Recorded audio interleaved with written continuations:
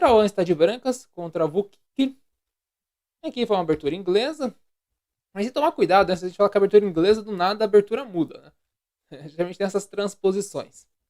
Passar aqui alguns lances. Jogou aqui E4, C5 e cavalo de G2. E que vem a ser essa posição aí.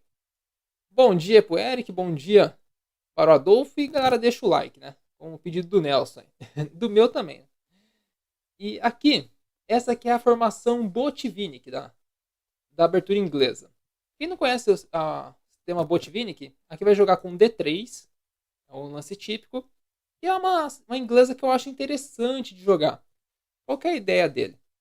A ideia desse D3 é que é uma posição bem legal para jogar de brancas, que você pode muitas vezes jogar com F4 ou jogar com B4. Nesse caso, dá um pouquinho mais de cara para F4. Mas é uma formação interessante. O Botvinnik usava isso aí nas partidas jogando inglesa e ficou bem conhecido essa formação. Eu acho que é uma ideia interessante. Você vai ter que jogar talvez com essa casa fraca, né? Mas aqui você tem controle dela. Por isso que joga o lance cavalo G2. Porque um lance como cavalo F3 é mais fácil dele ser bloqueado, né? Receber uma cravada.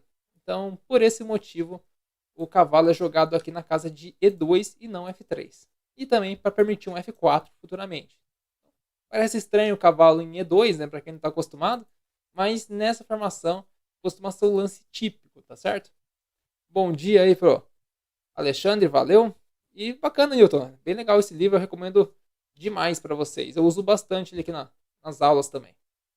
Então vamos passar aqui alguns lances. A3 e aqui jogou o lance A5. E quando jogar 5, galera, você tem que perceber uma coisa.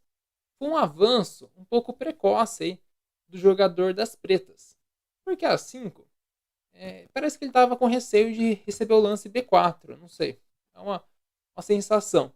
Mas quando você avança dois peões, assim, duas casas, assim, você percebe que ele gera uma casa fraca, que é a casa de B5.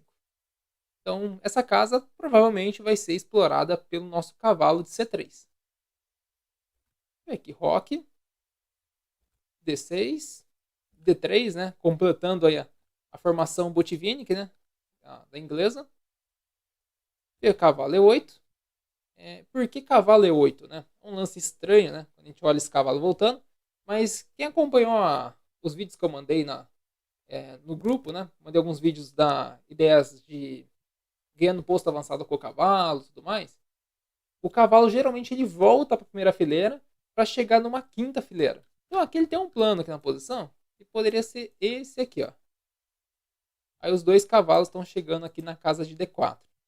E também ao mesmo tempo ele pode fazer um avanço F5, se ele entender que seja interessante. Começa a ver os planos aí das pretas também. Bispo E3, um lance que faz todo sentido para controlar essa casa e pode em algum momento avançar o peão, se livrando aí da casa fraca. Bom dia, Vitória. Seja bem-vinda. E cavalo D4. E aqui já é um primeiro momento que eu vou pedir para vocês calcularem aqui como que vocês podem explorar um pouquinho essa posição, melhorar um pouquinho a posição das brancas. Deixar um minutinho aqui passando o relógio para vocês. O que você jogaria aqui de brancas aqui? Quais seriam o seu plano nessa posição? Pensando bem aí, você tem formas aí de explorar casas fracas e também impedir que ele explore a sua casa fraca. Então, o que você jogaria de brancas nessa posição? Pensando no conceito de casas fracas que você tem e casas fracas que seu adversário tem. Muito bem interessante para a gente começar a pensar. E lembrando, galera, o reloginho fica passando, você manda a resposta aí. Quando faltar uns 10 segundos, você pode mandar, porque é o tempo aí do delay chegar e eu poder ler sua resposta aqui, corrigindo aí.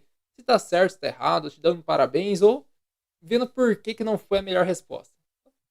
Espera aí faltar uns 10 segundinhos, então agora faltando aí apenas 4 segundos, 14 segundos, né? Pode ir mandando as respostas agora aí, que vai ser interessante para a gente acompanhar o que você está pensando nessa posição.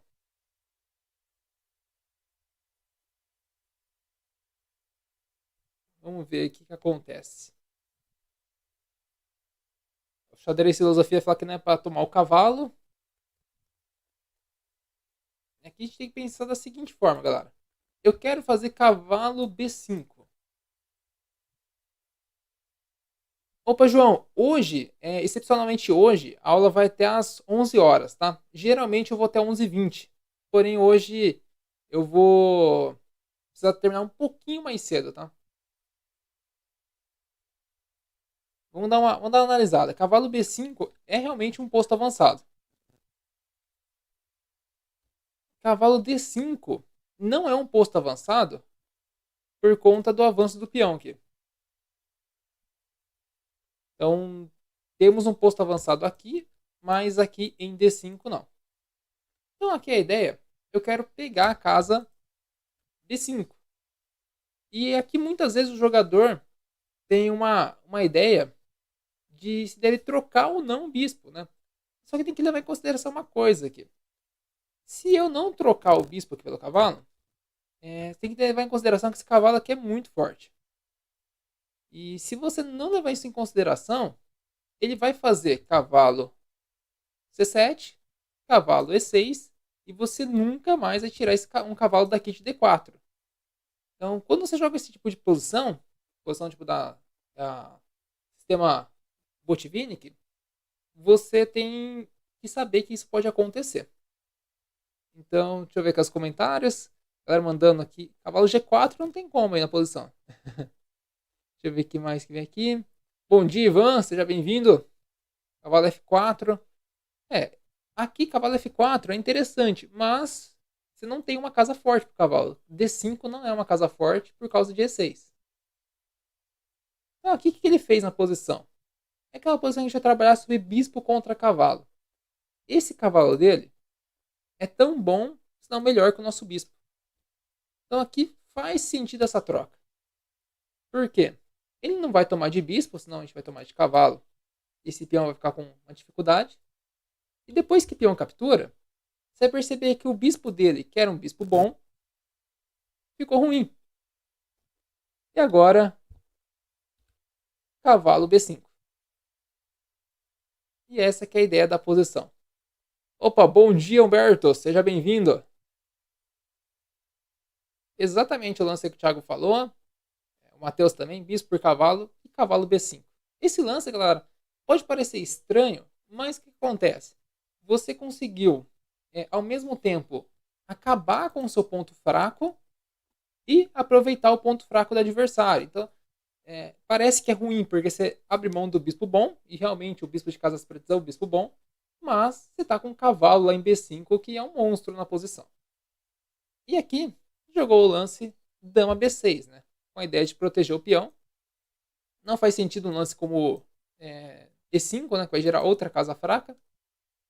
E vai atrapalhar mais ainda o bispo. E aqui faz um lance interessante, o lance A4. E A4 é interessante pelo fato que agora, se ele jogar bispo para trocar no cavalo, a gente toma de peão. E temos uma coluna aberta aqui para explorar. E também ele vai abrir mão de um bispo dele, que é o bispo bom dele na posição. E aí, cavalo C7. E aqui é aquela ideia. Estamos jogando o sistema Botvinnik de inglesa. Você tem que fazer ou F4 ou B4. Aqui fez o F4. Cavalo A6. Aqui jogou H3. Impedindo uma possível entrada do bispo na posição. E vem aqui E5. E o E5 é um lance um pouquinho complicado, né? O E5 parece que em algum momento vai se trocar, vai ficar bom para as pretas, teoricamente, né? Vai acabar se livrando aí dos peões dobrados. Mas a gente não é obrigado a tomar todo o peão do adversário. E aqui ele faz um lance bem interessante. Ele avança o peão para F5.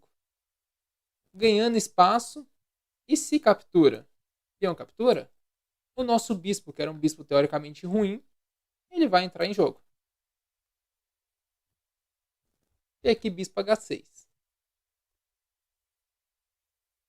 E bispo H6 é um outro lance interessante. As pretas querem ativar o bispo aqui por E3. Mas tem que tomar um certo cuidado, que o bispo vai chegar em E3, mas ele está chegando sozinho. E isso não é uma boa escolha aí na posição. Vai chegar, cara, é bom melhorar as peças, mas o bispo está chegando sozinho. E você vê que as brancas têm um certo controle, enquanto as pretas estão sofrendo um pouco nessa posição. Aqui, você pode criar um plano que eu acho bem interessante. Vou até dar 2 minutinhos para você pensar. Se você consegue criar um plano para a gente se livrar do nosso bispo mal em troca do bispo bom dele. É um plano bem típico. Quem já trabalhou esse tipo de posições vai olhar e já vai identificar rapidamente aí como que seria essa ideia de plano. Mas tem uma ideia bem interessante aí que você pode fazer pensando nessa troca do bispo bom por um bispo ruim. Quer dizer, nosso bispo ruim pelo bom dele, que é o bispo lá de C8. Então, como você faria nessa posição aí para melhorar ela? Isso aí, deixa eu ver no chat, chegou uma coisa. O A4 que o Renato comentou, beleza. Foi essa a ideia mesmo, galera. O cavalo lá em B5, você vai perceber o quão forte ele tá, porque não tem como tirar ele dali tão fácil, né? E você percebe que agora o centro das pretas está bem congestionado, ficou com peões dobrados, e o bispo tá passando a posição, mas tá um bispo que tá sozinho ainda. Galera, espera eu dar um minutinho para mandar a resposta, tá? Manda a resposta, não. Espera quando faltar uns 15 segundinhos, 10 segundos, você manda a resposta aí no nosso chat. Acabei de receber mensagem que chegamos nos 2.300 aí no, de inscritos, né? Estamos no nível MF de inscritos agora. Valeu, galera, que tá seguindo o nosso canal. Fico feliz demais aí. A gente tá crescendo dia a dia. Está sendo muito, muito legal.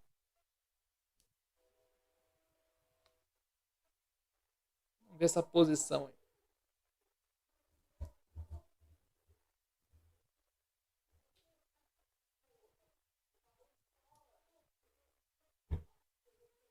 Opa, bom dia, Elton. Seja bem-vindo. Galera, faltando 15 segundos, pode mandando suas respostas aí. Deixa ela escrita aí no chat, a hora que dá o tempo, você já manda o enter. A gente já vê ela mais rápido. Beleza? Então, encerrando nosso tempo aí, vamos analisar a posição. O que acontece aqui? Aqui já temos um plano de jogo bem interessante. A gente percebe que na posição, o importante são as peças que vão ficar no tabuleiro. Então a gente não tem que ter muito amor pelas peças que estão saindo, às vezes, tá? A gente tem que se preocupar com quem está ficando. E quando a gente olha para o tabuleiro, a gente percebe que esse bispo aqui é bom, esse aqui, quer dizer, esse bispo aqui é ruim, desculpa, esse aqui é o bispo bom, e esse aqui é um bispo ruim, que pode ser ativado, mas não é um bispo tão forte assim na posição. A gente tem que fazer um plano de trocar esse bispo por esse aqui. E tem um lance aqui que é muito típico nesse tipo de posição. Opa, Raimundo, bom dia. Bom dia pro Carlos também. Aqui tem uma ideia bem interessante, galera, que é a seguinte. Às vezes você precisa fazer algumas trocas aqui por H3. É legal a ideia de bispo F3, bispo G4, ela faz sentido. Mas, qual que é a situação aqui? Na hora que você fizer captura, por exemplo, em algum momento, e bispo captura aqui, você vai ter uma certa dificuldade com peões dobrados. A estrutura não fica tão legal. Mas aqui tem uma ideia bem interessante, que é fazer da seguinte forma. H4, rei H2 e bispo H3. Essa vai ser uma ideia bem interessante. É o Eric mandou H4. E desse jeito você faz uma troca que é muito típica em tipos de posições de fianqueto, quando você precisa liberar. A pergunta importante, Renan, esse bispo aqui, porque eu falei que não é bom, né? Esse bispo aqui ele tem uma dificuldade séria de jogar. Ele pode entrar aqui por E3, mas depois ele não tem mais nenhuma casa de retorno, por causa dos próprios peões dele centrais. Então geralmente o bispo ele fica bom quando ele fica um pouquinho distante, mas com várias opções diagonais. Esse aqui ele só tem a casa E3. E em E3 pode ser que não aconteça nada na posição. Seria muito melhor se ele tivesse, sei lá, aqui em C7, B6 e tendo esse espaço. Então, essa seria a ideia da posição.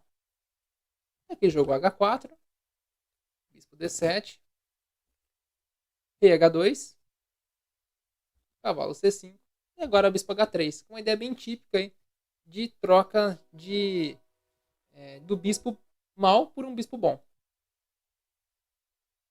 E aqui G5. E aqui é um momento tático muito interessante aqui da posição. Eu vou resolver aqui junto com vocês, explicando a ideia da posição. Mas esse G5 aqui ele tem um sério um sério risco aqui na posição. Jogar F6, né? Pode ser jogado, tá? Mas tem que tomar um certo cuidado que você vai abrir a possibilidade do bispo dele chegar aqui em G4. Tem que tomar esse cuidado, que você não joga bispo H3, né? Se jogar aqui F6 direto, você pode levar isso aqui. E aí você vai começar, pode ficar um pouquinho impressionado, talvez. Então, um certo cuidado com esse lance. Por isso que ele jogou o bispo H3 antes. Mas vamos lá. Aqui veio G5. E agora é um momento bem interessante da posição. Quando joga G5, galera, isso é uma coisa que eu gosto de falar bastante. Toda vez que o adversário faz um lance, você tem que ver as brechas que esse lance vai deixar na posição. E esse lance aqui, ele deixa uma brecha bem importante, que é a casa H5. E o que tem na casa H5? Né? Você pode colocar uma dama em H5. E aí você começa a pensar em tirar seu cavalo para qualquer casa. Olha todas as casas disponíveis que você tem. Com a ideia de depois fazer dama H5. Porque é um lance, uma casa fraca que ele deixou para você explorar. Aí o que a gente começa a pensar? Eu posso fazer isso de maneira lenta, ou eu posso fazer isso de uma maneira, podemos dizer, mais rápida. Então o que seria a maneira lenta na posição? A maneira lenta seria jogar cavalo G1, por exemplo. Cavalo G1, aí ele vai jogar um lance como F6, ele joga dama G5, ele joga rei G7. E agora não aconteceu nada. E o que seria uma maneira rápida, que foi o que ele fez na posição? Aqui ele mandou cavalo por D4. Esse lance aqui é muito legal. E depois que captura e dama H5, ele não pode, nessa posição, fazer bispo G7. Um lance com bispo G7 vai ficar praticamente perdido aqui. Ele vai levar F6. E agora, a ameaça é dama captura para dar mate depois. E se bispo captura, tomamos de torre. E a posição aqui começa a ficar bem constrangedora aí, para o jogador de pretas. Então o lance cavalo por D4 é um lance muito fino aqui na posição. E depois que ele capturou, veio dama H5. E jogou aqui F6, entregando assim o bispo que está em H6. Né? Dama por H6. E jogou agora bispo por B5, que é um lance que faz sentido na posição. Por que faz sentido? Porque agora esse bispo aqui ele é ruim e esse cavalo aqui tá bom na posição. Então faz sentido trocar e manter a peça ruim aí no tabuleiro. Agora as pretas jogaram G4. E aqui é um momento bem interessante da posição. Jogou G4 porque está ameaçando capturar e dama por. Aqui as brancas têm mais uma vez duas opções. Ou ela vai jogar de maneira tranquila, que seria voltar o bispo, ou ela pode jogar com alguma iniciativa na posição e buscar o mate. Então nessa posição eu quero desafiar você a encontrar aí o lance que foi feito pelo Serauan de brancas. Um lance bem interessante e você não precisa jogar de maneira passiva essa posição. Se tem uma dama atacando, o rei está sozinho, você pode levar peça para o ataque nessa posição. Então, de que maneira você pode trazer peças para atacar nessa posição?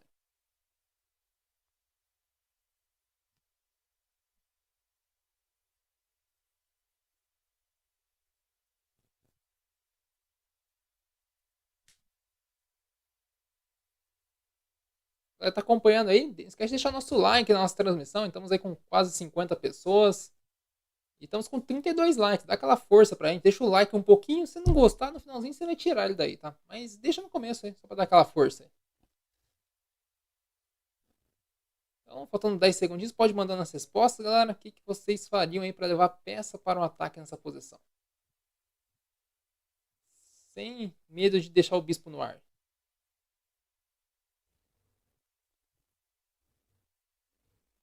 Tem bispo por G4? Tem também bispo por G4. Mas, bispo por G4, qual que é a situação do bispo por G4? Se fosse bispo por G4, ele vai tomar aqui de cavalo, e esse cavalo vai vir aqui em E5. E aí vai ficar difícil de fazer qualquer coisa na posição. Por exemplo, vamos falar, vou jogar bispo aqui.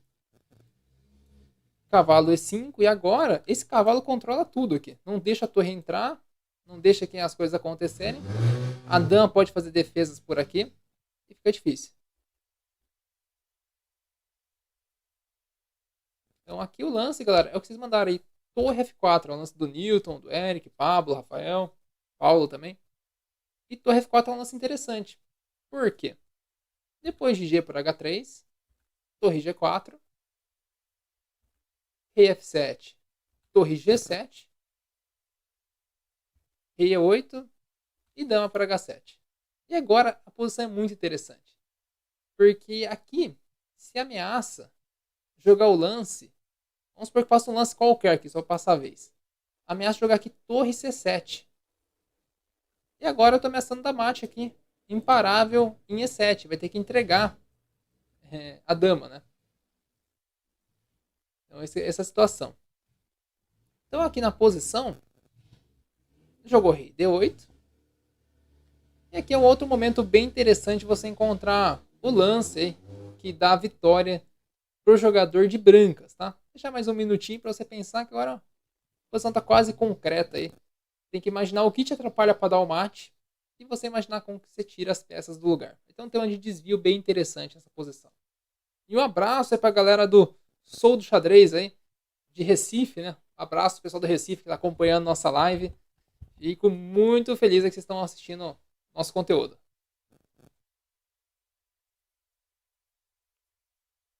Aqui você tem que começar a imaginar os temas de mate na posição. Você imagina os temas de mate, o lance vem meio que instantaneamente. Por exemplo, aqui. Você começa a imaginar que eu quero fazer torre por A8. O que impede? Já vai ser uma dica. Eu quero fazer aí torre por B7. O que impede? Aí você vai ver que vai ter duas peças que impedem. E com apenas um lance, você vai eliminar as duas peças daí. Opa, grande amigo Roberto Teles, muito bom dia. Obrigado aí por acompanhar. Roberto Teles, árbitro internacional aí, de xadrez. Pessoas mais influentes em de xadrez, hein, galera. E B4. Exatamente é o lance do Pablo, do Eric, Rafael. B4 faz todo sentido aqui. Se captura, torre por A8. Se tira o cavalo, né? Qualquer casa que tirar o cavalo aqui, né? Você tem aqui dama, torre por B7. E agora tá vindo dama mate aqui na posição. Então não é tão simples assim. Então aqui nessa posição ele acabou jogando rei C8. Capturou aqui o cavalo. Capturou aqui em C5. E aqui a posição fala, poxa, não deu certo o ataque, né? Mas se agora você contar os soldados que sobraram aí na posição, né?